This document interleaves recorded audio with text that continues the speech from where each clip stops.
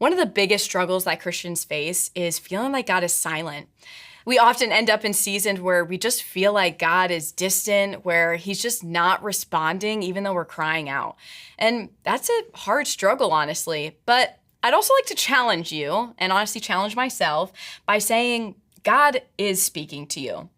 And let me read to you Hebrews 1, verse 1 and 2. It says this: "In the past, God spoke to our ancestors through the prophets at many times and in various ways. But in these last days, he has spoken to us by his Son." And man, I wish I had read that sooner, like really read that sooner, because in all the time that I was like asking God to speak to me, he already had. He gave me Jesus. And so God's out here like, you want to hear from me? Then read your Bible. I gave you my Son.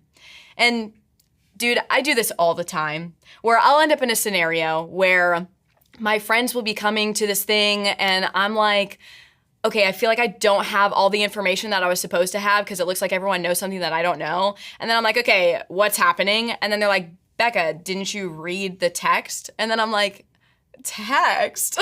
What text? They're like, Becca, check your phone.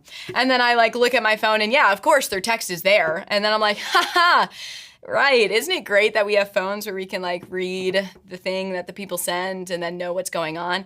Yeah, well, imagine doing that to God, where you're asking for God to give you all the information to speak to you, and you're not reading his word, the Bible, that has all the information you need, because he already spoke to you. He already spoke to us.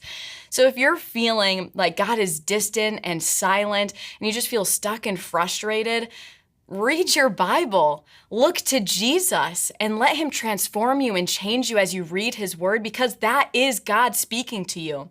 So read it, meditate on it, act on it, because God is not silent. It's just sometimes we're not listening or looking in the right places.